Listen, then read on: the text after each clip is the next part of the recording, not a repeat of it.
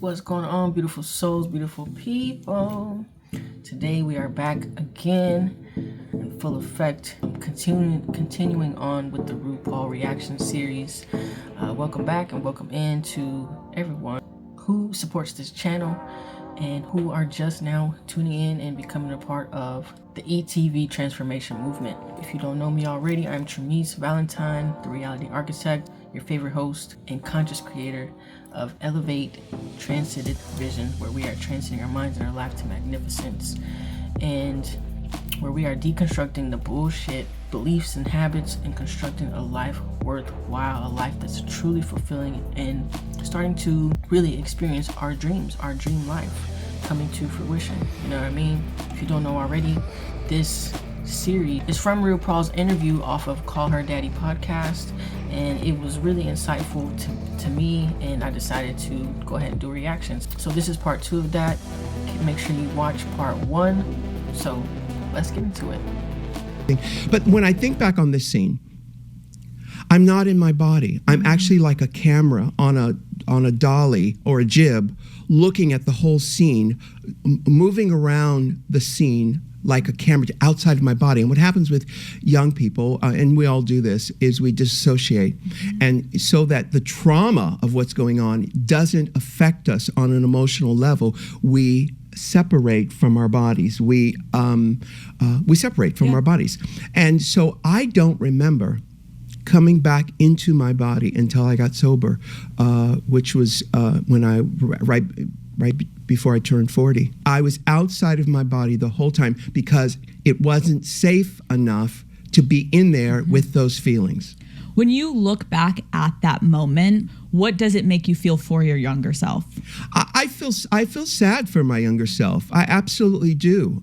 Let's talk about your relationship with your father, because I know that you wrote that you felt very abandoned by him in moments in your life. And I'm wondering if you can kind of just like paint the picture of that dynamic and if there are specific memories that come up. Yeah, at the time I felt abandoned by him, but through years and years and years and years of therapy, I realized he had abandoned himself. It wasn't personal. It's like reading the comments on YouTube or whatever about yourself. It has nothing to do with me. It had everything to do with him. I think I'm talking too fast. I need to say that all of that. No, this is good. One more time. This is how fast I usually talk, so we can like go as fast as you want, or we can go like super slow.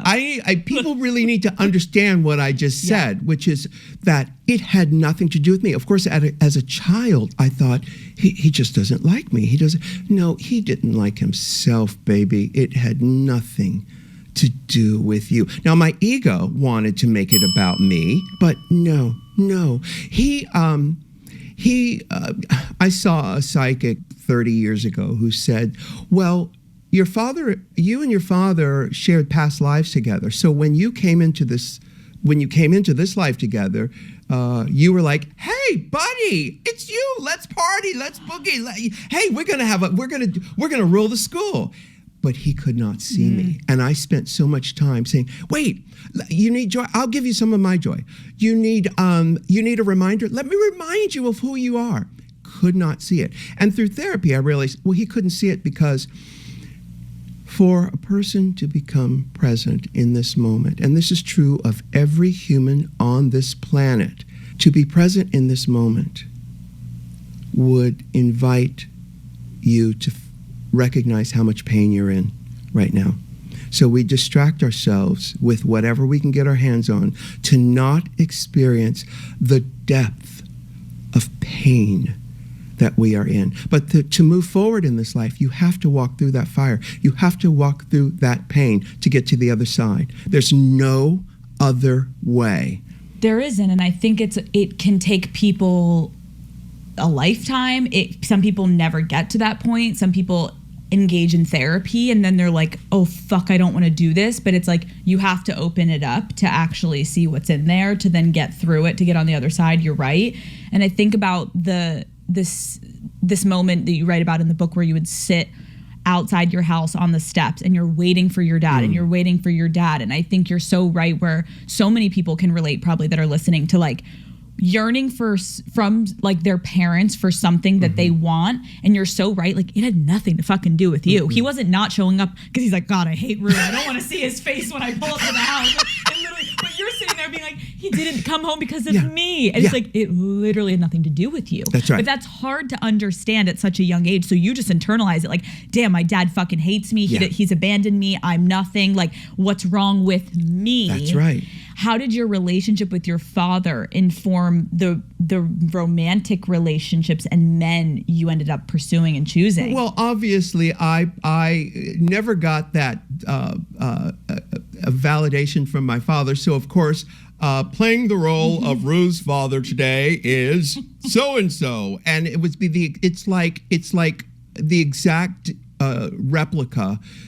Charming, charismatic, good looking, but not available. So I would replay this thing over and over, relationship after relationship, until I ultimately met George, who was someone who chased me, and I didn't know what to do with it. I said, okay, so what's that going to look like? I'm so used to being the chaser.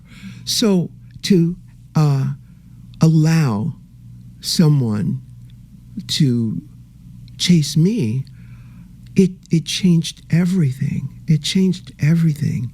And of course, I had to get in touch with my ability to love myself. Even just to accept it, like even you saying, like, which we're going to get to, like when you met your husband, it must have been such a strange feeling to accept a love that you had never experienced. Your mother being distant, your father not showing up for you, to then have someone pursuing you. You're like, what the fuck is going on? Like, this feels good, but what's off? And so in a strange way, a lot of the times the thing we're used to, that is what we gravitate towards because it's the norm, even if it's fucking toxic and even if it's unhealthy. And it's like, what the fuck? Preach, bitch. Right? Preach. It's fucked. Testify. You're like, I love this. And it's like, but you watched your father abuse your mother. You watched it. So it, as fucked up as it is, well, that you never saw a healthy relationship. So how would you know, like, not to be scared when someone is just being loving, being nice, coming to you, pursuing you? You're not begging for attention and affection and love. You're like,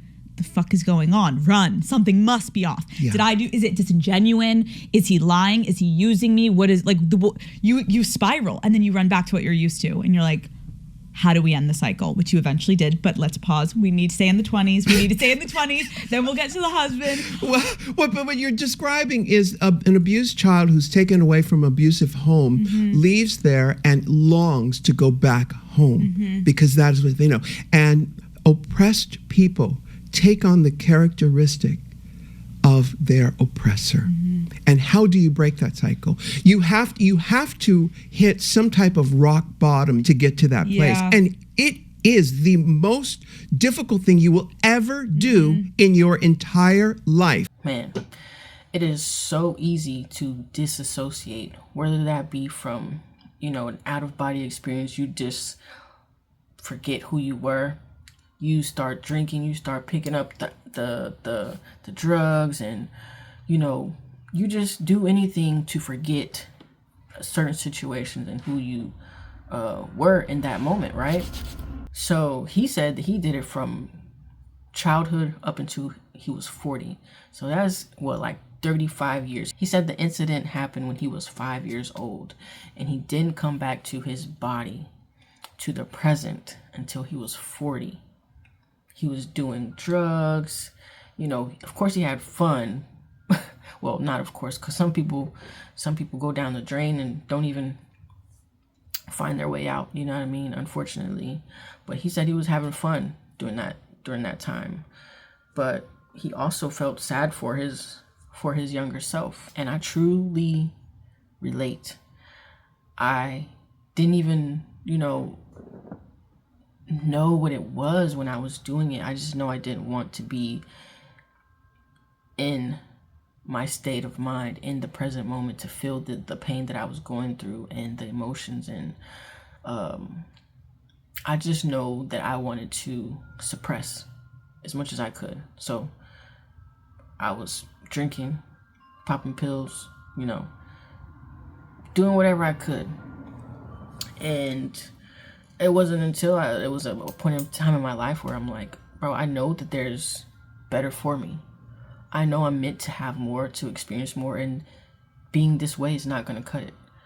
being this way is dumbing me down. I am drifting away. Like, I knew that subconsciously and consciously. I knew that, and I've always known since I was born that I'm meant to do something big with my life and for the sake of humanity. I don't know what it was, but I'm figuring it out.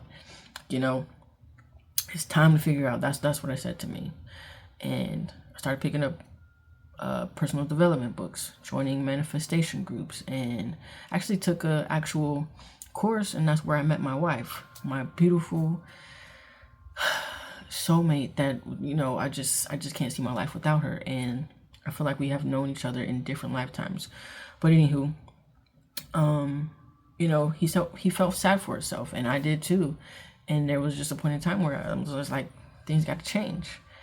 Otherwise, I'm going to end up in the grave like so many other people that I know, or in jail, and I refuse. Jail is not for me.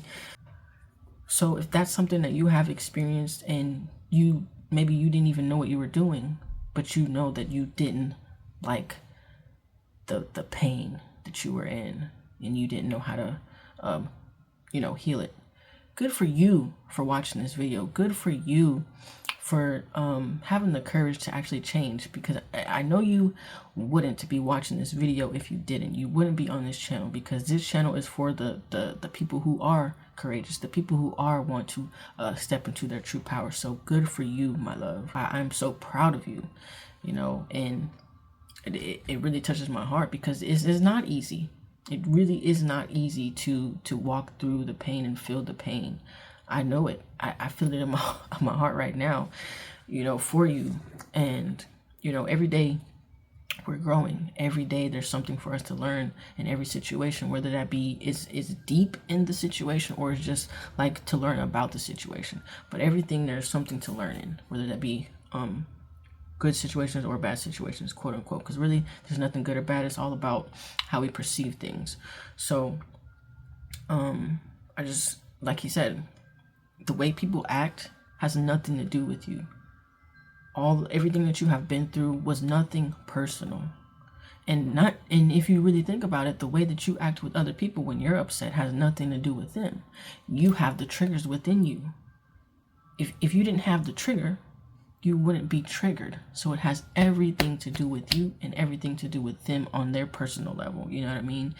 So it's a good reminder to not take anything personal and not take anything serious. Like, this whole reality, everything that we see, everything that we experience is all an illusion. It's all about how we perceive things. If we didn't have these our five senses, how we see, hear, taste, touch, feel, if we didn't have those five senses, we wouldn't be able to make sense of the world. But since we have these senses, we internalize them in a way based off of our experiences of the world.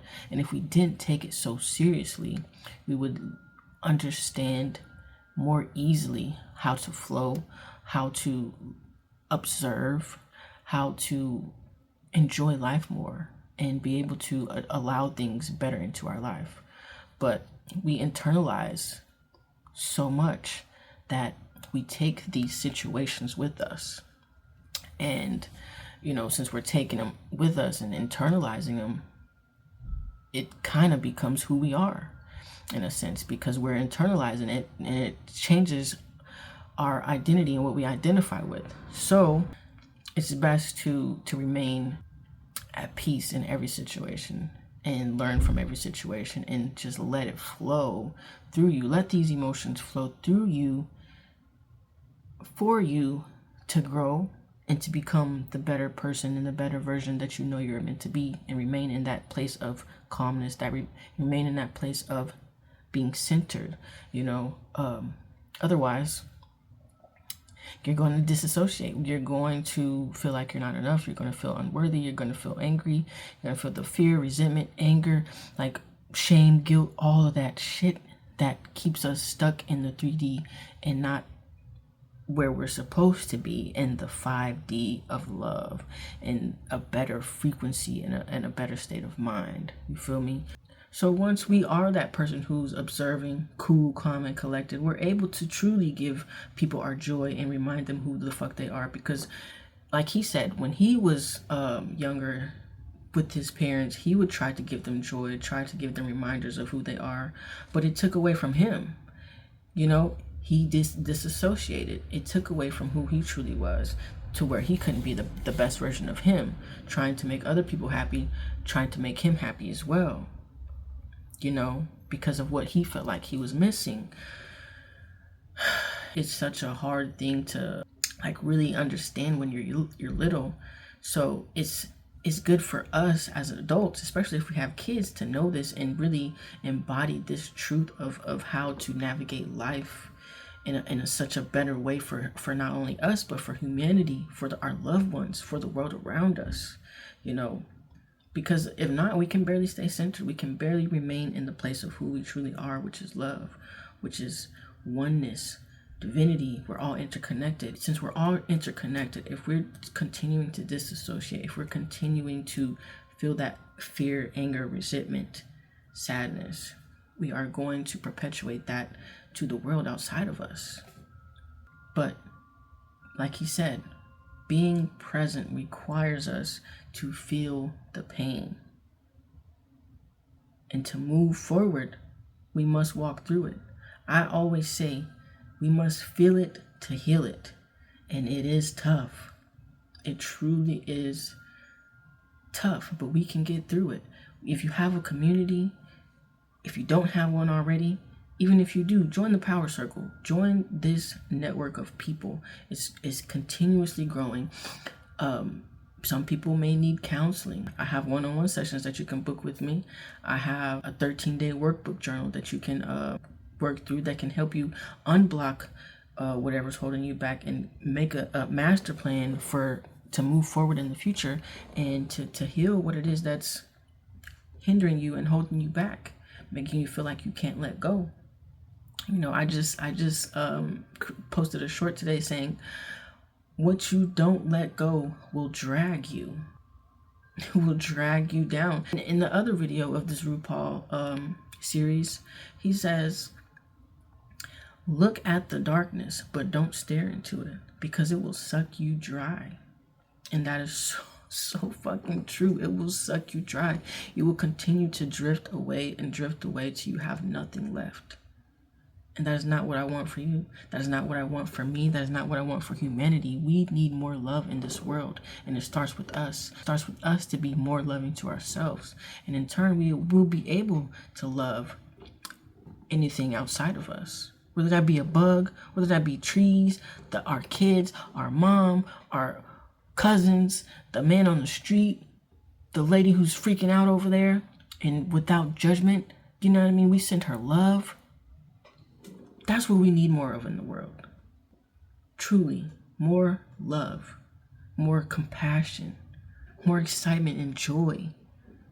We gotta stop leaning into the news and into the media of all this fear-mongering shit, the guilt, blaming this person and that person, that group and this group, the left brain, and what does that even matter? It's all one. It's all connected. They just want to keep perpetuating this separation, this illusion of separation, when everything is fucking connected. We're all interconnected in one way or another. We all have the same emotions. We all have the same makeup. We're just in a different looking avatar, body, temple, whatever you want to call it. Check this out. If I had 4 glasses of water, one clear glass, black glass, red glass, purple glass, what's in these cups? Will they change because of the outer appearance of the glass, or is it still water? That's the same thing with us as humans. We're still the same, interconnected. We bleed the same, we feel the same, we just look differently. We are capable of achieving everything anybody else is. We just choose to believe in different beliefs, and we behave differently based off of those beliefs. So if we change our thought patterns, if we change our beliefs, our actions have no choice but to change, because we have changed our identity and what we identify with. It's simple, but it's not easy to change and get out of the dogmas and the indoctrination that we have been programmed into believing since birth for generations. It's possible that we can get out of it, but it's not easy. It takes persistence, just like it took persistence for them to make us forget who the fuck we are. But it's this type of channel, people like me, people like you, who are going to change the world back into what it should be, and remind people, other people, remind ourselves that we are truly fucking powerful. We have divinity running through our veins. We are connected already. It's all about what we believe and think and what we're focusing on a consistent basis. So feel it to heal it, y'all. We gotta let it go. Have the courage to walk through it. And like I said, join the power circle. The link is in the bio. The link is in the bio. I am here to help. This is a part of my purpose. I also have affiliate links in my link tree for you guys to check out the books that can truly expand your reality. One in particular is a book that helped me heal. It was the first book that I ever read from personal development, which is The Body Keeps the Score. I'm telling you, it will help you tremendously, even if you don't read it now and you're not ready, sometime down the line. All of these books in this list will help you get to the person that you truly desire, and help you heal and help you grow into the person that we're all meant to be, that you are meant to be. So make sure you check out that link. It helps me at no cost to you. All you're doing is going through my affiliate link and purchasing through there, and it's much appreciated. I love you for it. It's helping me get to my freedom as well. So much love. So if we don't heal, if we don't learn to feel these feelings, to feel the pain, like he said, you will wind up carrying it with you, looking for it in other people. They'll have all of the good aspects and attributes and characteristics, but they'll also have that missing piece that you're looking for. Like he said, he was chasing the unavailable. He was chasing something that was missing in his dad. Or you might get with an abusive person because you were abused as a child. You feel like that's all, subconsciously you feel like that's what you deserve, but consciously you want differently. Your higher self knows, the divinity in you knows better, but subconsciously is 95% of how we operate. So if subconsciously you believe differently because of how you grew up in the past, that's what you're gonna get. You believe that only shitty relationships are possible, that's what you're gonna get. You believe that you can't have ultimate abundance and a financially free life because of how you grew up, because of all the things that you've seen around you, that's what you're gonna get. You believe that people get better jobs than you, that's what you're gonna get. You believe that you get looked over when it's time for your promotion because your mom was always struggling and had multiple jobs and couldn't get certain types of positions. So you internalized her insecurities, that's what you're gonna get. It sucks, but it's a realization that can be changed. All it takes is awareness. With that awareness is power. Awareness is key to change. Ignorance is bliss, they say. But having that awareness is truly powerful.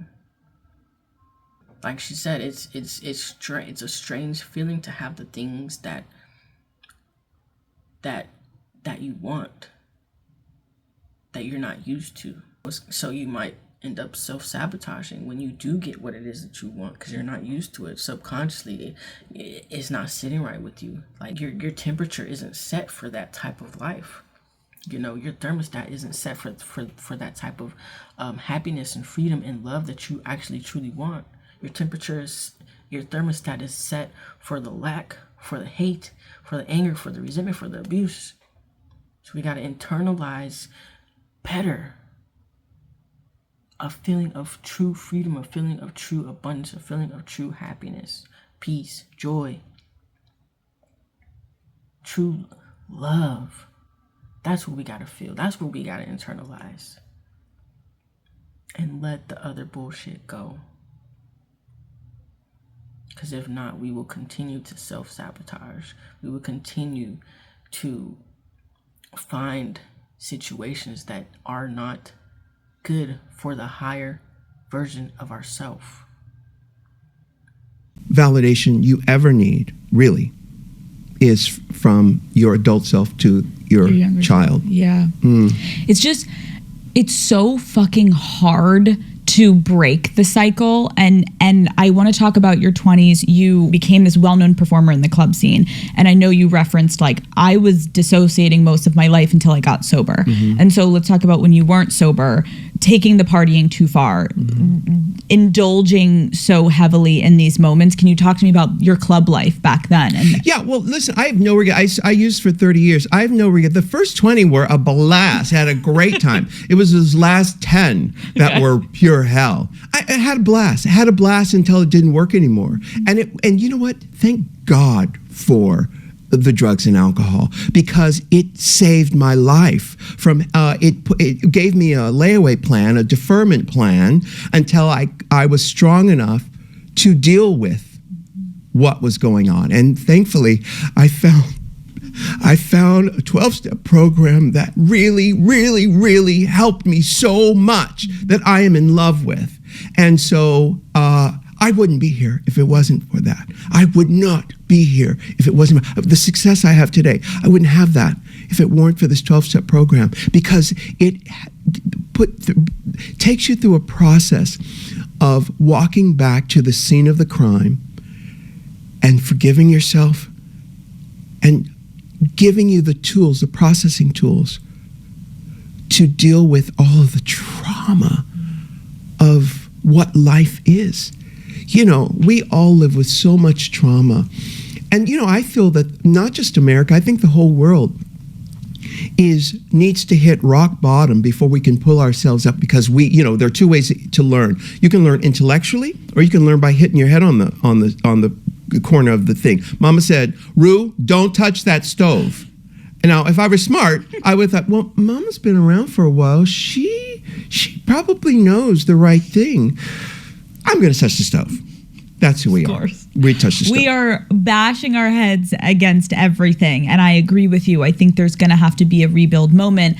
I appreciate the way you just explained, though, like the drugs and the alcohol and what they were for you, because I think people that haven't had hardship in their life are the people that are like, why don't you just leave the abusive relationship? Why don't you just leave? Just stop. And it's like, the pain that you're describing and the pain that people go through when they do dissociate, there is like a level where like you actually can't re-engage with your reality until you're fucking ready. It's like how I always talk with friends who have been through certain things. They're like, should I get into therapy? I'm like, when you're ready. Not because I'm saying like, you really need it. Of course, you know you need it. But when are you ready to actually accept it instead of everyone shoving you in the door? Go to rehab, go get help. No. When do you know you're ready? Everyone has a different threshold. Everyone needs to go at a different pace. But the judgment around people that aren't ready, I think we need to have some fucking grace, because it is not that fucking linear and simple. That's it's right. just not. It's not.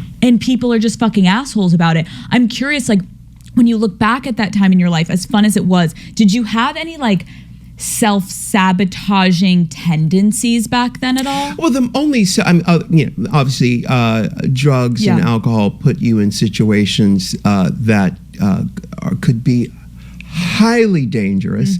And I was in those situations, really, mostly, aside from the drugs, that was with people that I was attracted to and trying to relive the situation with my father. And I guess really with my mother too, trying to find a situation that would feed my soul. I was looking for soul food, and I was looking for a way to fill that void, when ultimately that void had to be filled by me.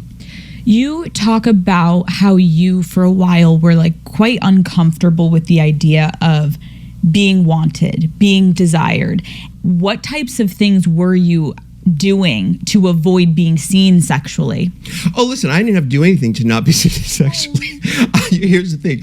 I've always been an oddball. I don't fit into anyone's description of what in the sexual hierarchy, right?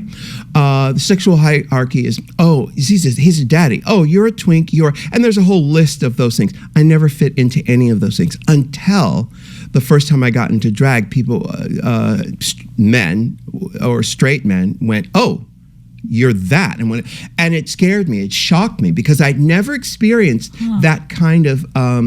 What's the word where you're being objectified? Objectification. I'd never experienced that before because I'd never fit into the sexual hierarchy of la. So when I got into drag, just as a fluke, my band was doing this thing, and we got said, "Let's get into drag." Okay.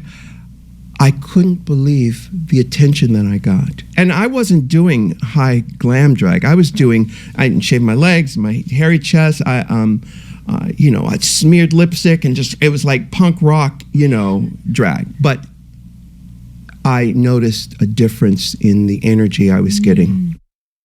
Let's talk about George, because it almost made me tear up when you teared up at the very beginning of this interview. You just mentioned his name and you got teary-eyed. And I don't know, what comes up for you when you even just saying He's lovely.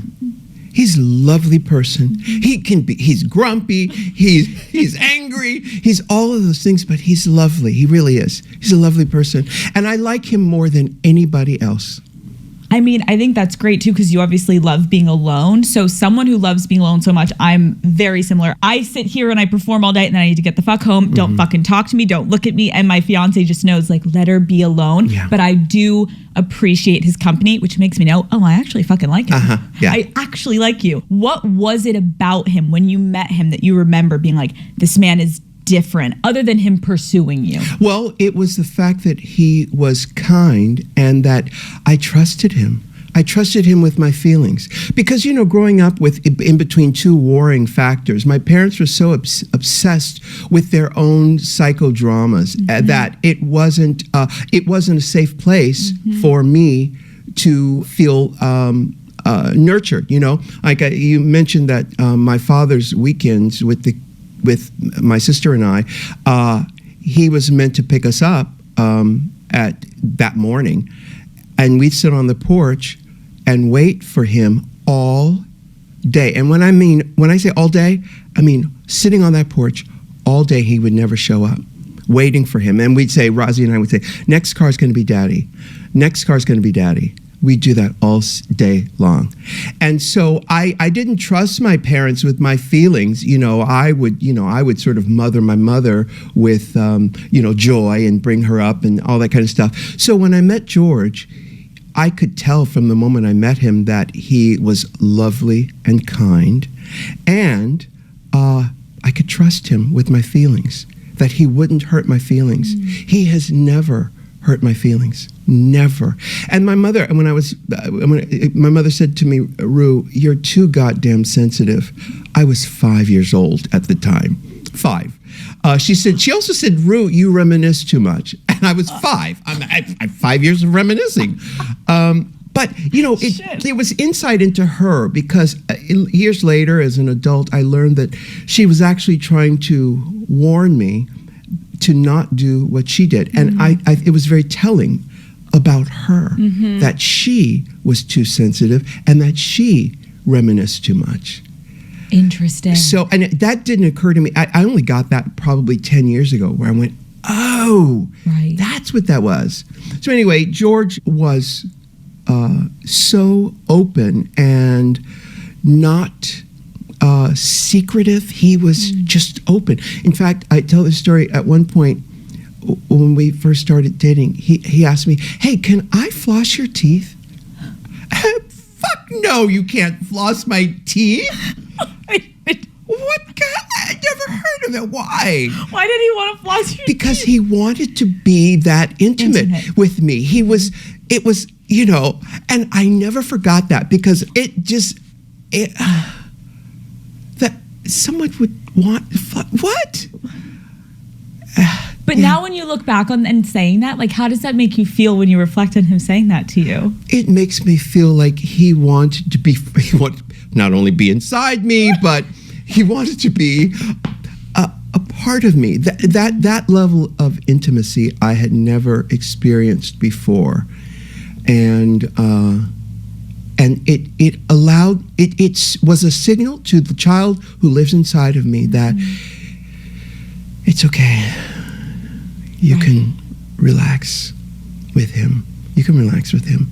He's not going anywhere. In fact, we split up when we got sober together. We split up. Still couldn't shake him.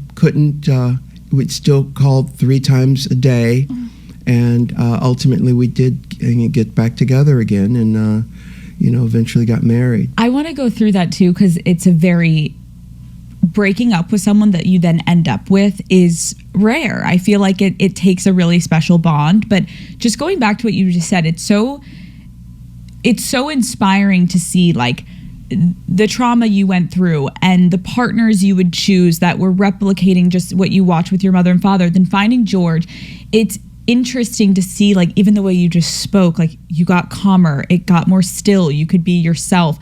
Like, in what ways, once you started to engage in a healthy relationship, how long did it take you to actually trust and be yourself? Because I'm sure there are people listening to be like, Ru, I fucking hope to God one day I get to where you're at. Like, how long did it actually take once you met him to be like, trust, don't bring up my old shit, like, don't put on him what I've done in other relationships? Like, that's a lot of fucking work. Yeah, no, and look, don't trust me. The beast still came out, in our relationship and my distrust. But soon enough, he would put me at ease, and it takes time. And even the time that we were apart, we both realized that there's no one I like more. And the chances of me meeting someone who I felt that comfortable with and that much myself with is very rare. Very rare. When we're young, we think, oh, I've got all the choices in the world. And when you look back, I'm 63, you look back and you go, there were very few situations where people had all their shit together. Not shit together, bank accounts and all that kind of stuff. I'm not talking about that, but knew enough about themselves to not hurt you and project their own hurt out at you. Which is, I think, what my parents did, and and I can forgive them now. There's a book called Toxic Parents that really helped me a lot, by Dr. Susan Forward, that really walked me through the steps of overcoming the trauma of my parents. I think it's also incredible because sometimes, like, we run away from things that make us feel good, depending on, again, our trauma of, like, this can't be this good. And I think with George, it's so clear that, like, although you were both going through things, which I do want to talk about, with addiction, like, you knew at the core how you felt around this human being, and that is something that lasts forever. How someone makes you feel, you never shake that. He is so right, though. The only validation you ever need is from you to you, from your adult self to your kid self, from your kid self to your adult self. It's literally you. Everything is you. Just like, if you ever seen the Matrix, there really is no spoon. It's all you. He's trying to bend the spoon in the scene where he's trying to bend the spoon with his mind. The kid says, Tim, there is no spoon. It's only you.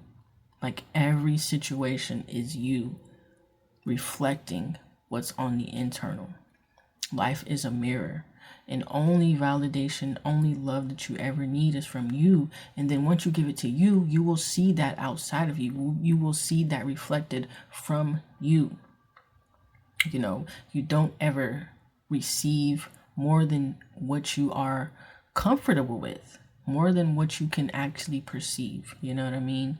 So it's really you that needs to give yourself the validation, the love, the compassion, you know, the joy, the abundance. Once you start seeing it and around you, having gratitude for what you do have, whatever it is that you want, you know what I mean? Once you have that gratitude, once you have that excitement with you, that love, that foundation of you, that's what you will start to see.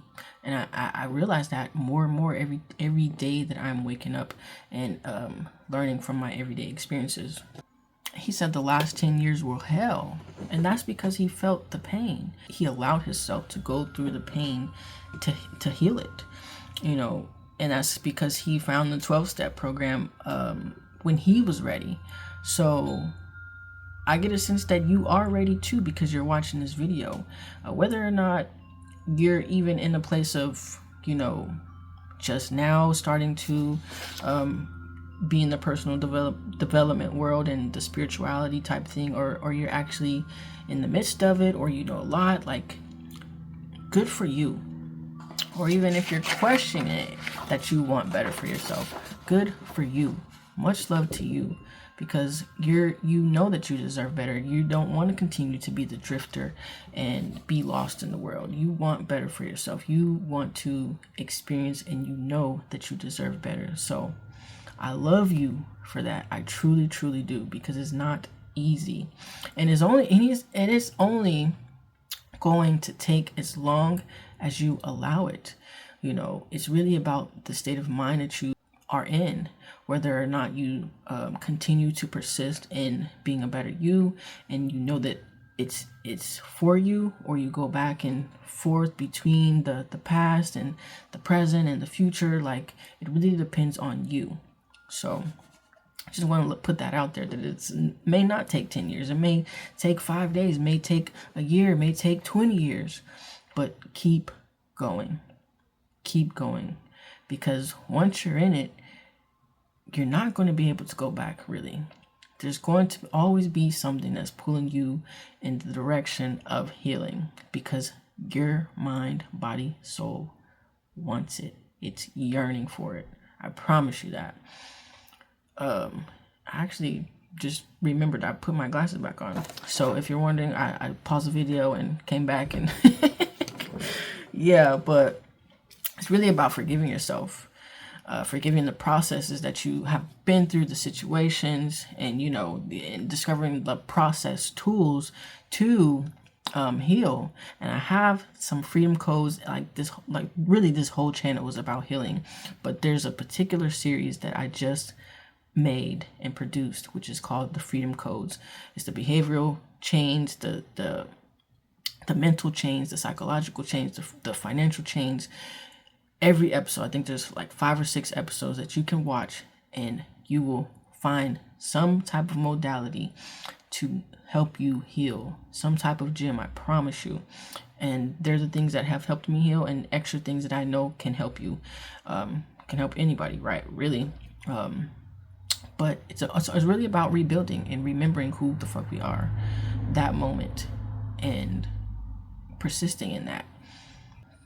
Really, because there's nothing to be fixed. You're not broken. It's just about letting go and remembering who the fuck you are. You are unfuckwittable.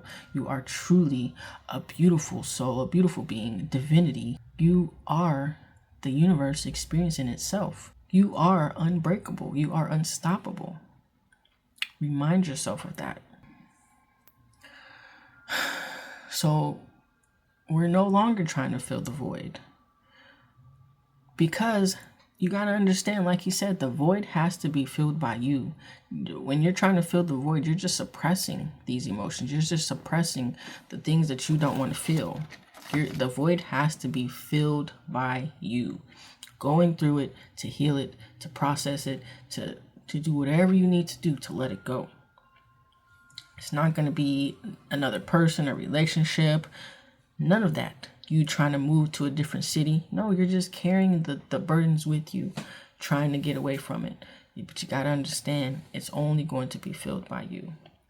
Temporarily it might change, but it's going to be brought back up one way or another, because subconsciously you want to heal. You want better for yourself. Clearly, you want better for yourself, because you wouldn't be trying to fill the void with other things.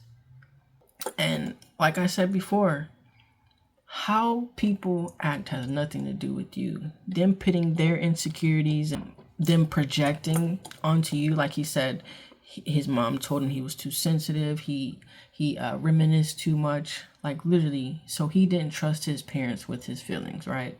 Because his dad always left them on the porch waiting. He mothered his mother. And it's so sad, but we can really get to a place of understanding these emotions and these blocks that happen within us and in other people, to not take it personally, because like he said, his mom was projecting her insecurities on him, her being too sensitive, her being too much in the reminiscing state of mind. So I want to say, don't let people tell you who the fuck you are. Don't ever let anybody tell you who you are. Understand that there's nothing bigger than you. It's all about what you believe is bigger than you. No, remember that nothing exists without you. If you didn't perceive it, it wouldn't exist. If you didn't have that goal in mind, the goal wouldn't exist. If you didn't have that trigger, the trigger wouldn't exist. Nothing is bigger than you. Understand that you can have any and everything that you want. You are a beautiful soul. You are a beautiful being. You are powerful, and you are perfect just the way you are. You are enough. You are worthy right now.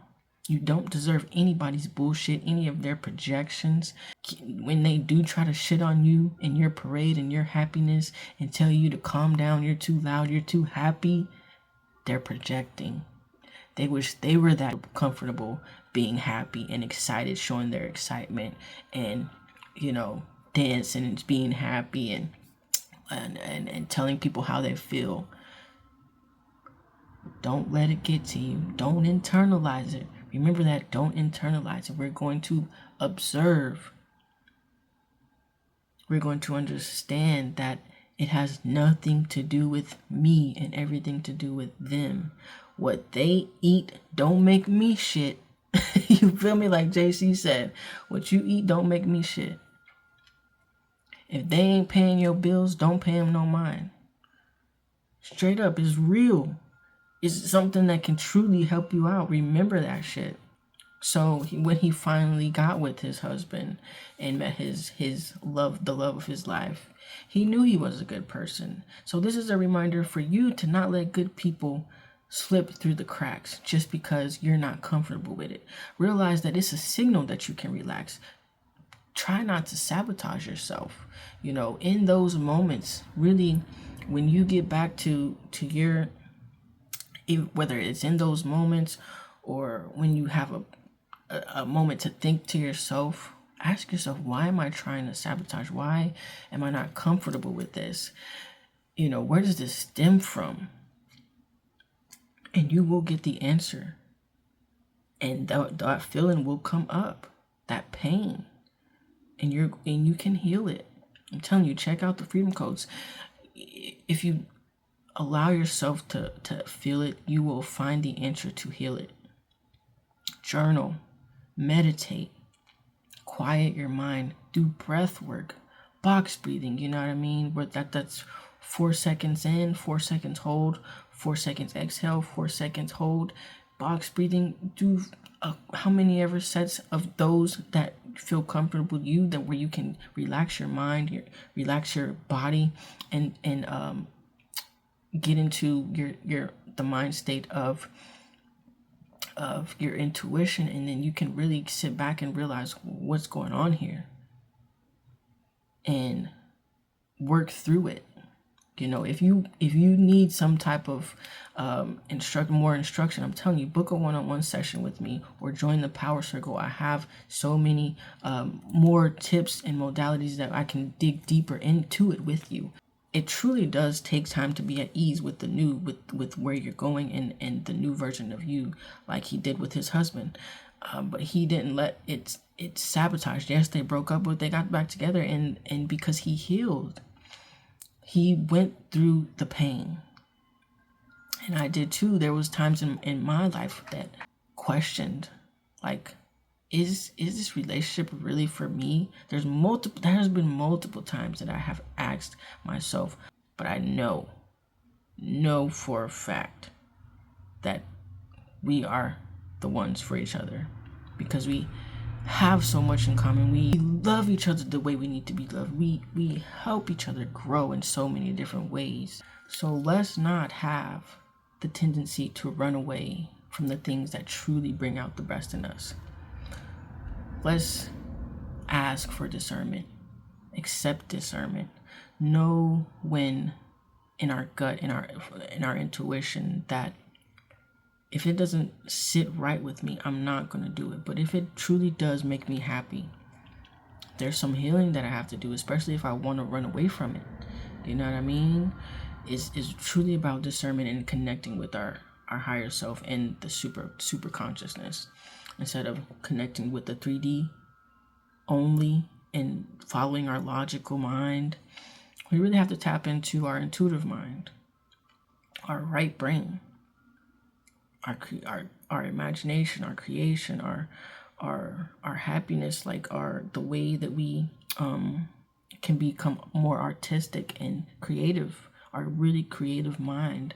And that way we can learn to accept and imagine the best situations that we can truly have. And 9 times out of 10, the situation will become even better than we imagined, because we can only fathom so much. And once we just let go and detach from outcomes, we understand that flow is working for us. It wants us to have the best life possible. So it's going to be 9 times out of 10 better than we ever imagined. I'm living proof of that, and it's only getting better and better. And bruh, dude, my career is unfolding so beautifully. Like, just came out of nowhere so easily, and everything else is getting better and better as well. So truly have discernment, and the more that you stick to the things that you promise yourself that you're going to do, whether that be making a video, calling up some people for some potential jobs, or eating differently. If you promised yourself, if you told yourself that you were going to do it, do it. Because I'm telling you, the more that you do it, the more you will trust yourself, the more you will learn to follow your gut and your instincts. Your gut and your instincts, your intuition is connected to ultimate consciousness. So the more you follow that, the more you'll trust in bigger and better possibilities. The more you will turn inward instead of outward, looking at things as if they only seem one way. The more you will know that things are truly working out for you. It's all love. All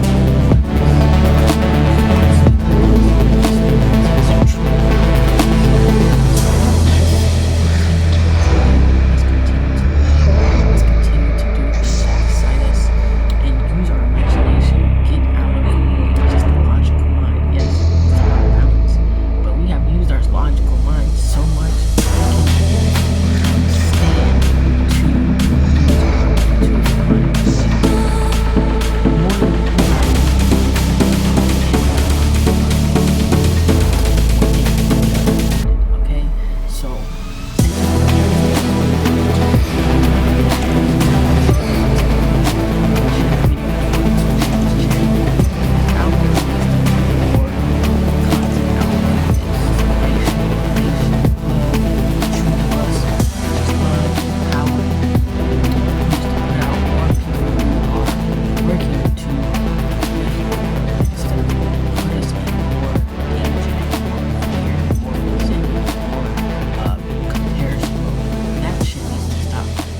Share